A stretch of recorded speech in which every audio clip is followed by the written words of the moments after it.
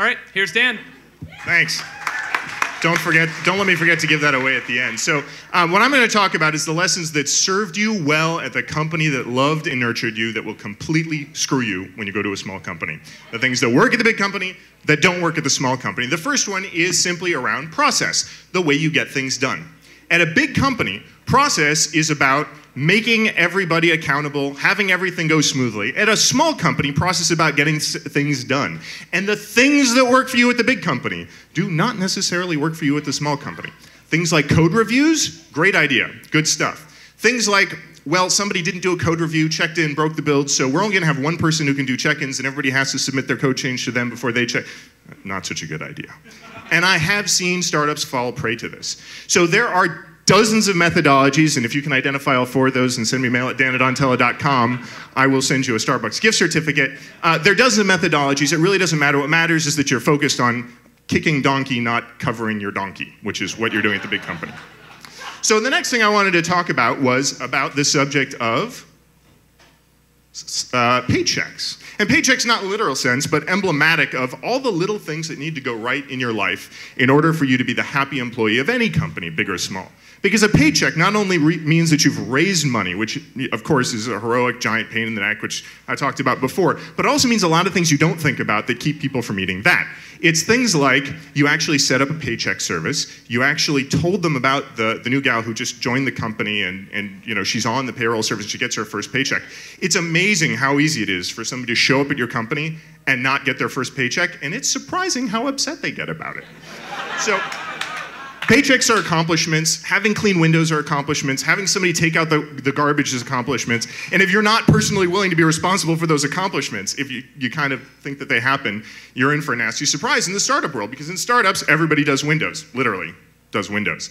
So in a big company, you try and find things that are cost effective. You say to yourself, is this thing that costs $1 going to get me $1.50 worth of value?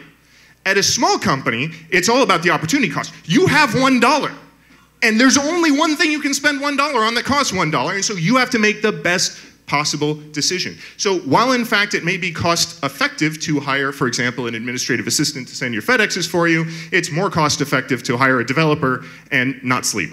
So when you go into the small company world, it is about not just getting good value for your money, it's about getting the best possible value for your money. And it's a whole different calculus when you get in there. It's not about the air-on chairs and it's not about the big screen monitors, even though they do make you more effective. It's just about keeping things going.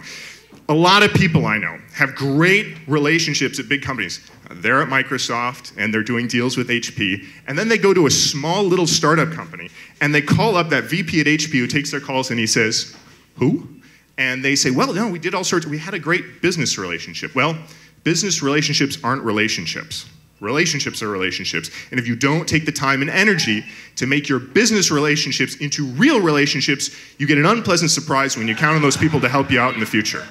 So you've got to remember, when you're in a big company, when you're still there, this is the time when you're building those relationships that help you for the rest of your life, that help you build that company of your dreams in the future, help you help that company that you go work for to become successful. So one thing that I see a lot of in companies is figuring out that by doing all these things, you can make a ton of money. So, you know, we do this and then we go and this is the way to make the most possible money from our great idea. It turns out that's not the optimization you want to work for. In a small startup, you want to solve one hard problem. And lots of little problems that have been solved by many people before, things like paychecks and delivering the ramen on time. But in order to have a successful small company, you focus all your effort on one hard problem and get as quickly from there as possible to the all-important line 3. Don't throw other roadblocks in your own way, even if it seems like it makes for a better company, even if it seems like it makes for a better pitch, even if it seems like it makes more money, you can do that later. Last but not least, and sort of related to an earlier point, in a big company, you try to drive a hard bargain. I remember having a boss say to me, "Get it as cheap as possible." I went into a negotiation and said, "I'm from a big company, how about you give us your software for free or we don't put you out of business?" Bad, no, I didn't know what I was doing. I was 1 year out of school. When you go to a small company, not only do you not have those options, but if you played that way before, you find yourself in a world of hurt as nobody wants to do business with you. In a small company, it's all about finding a deal where you come out okay, They feel like they're a winner, and you can build on that. And you know what? That's a pretty good idea at a big company too, and you don't find that out until you've left. So, bottom line, small companies aren't for anybody. You gotta do Windows. No big company's got your back. If you screw up, you bring down your friends with you. But it's also a lot of fun. And, you know, of course, the obligatory plug, I'm here because Ontella loves to hire lots of smart people and people who are up for doing this sort of things. So send me your resume. Coffee's on me, regardless of what your resume is about, just because I like to talk to smart people and anybody here qualifies. And with that, I'm going to give away this helicopter. I'm just going to kind of fly it out to the audience. Come find me afterwards, and I'll give you the remote if you catch it.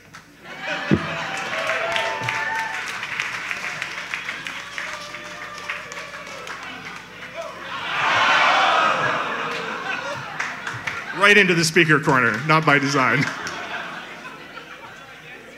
Freddie. Hey, thank you very much, Dan. And we've got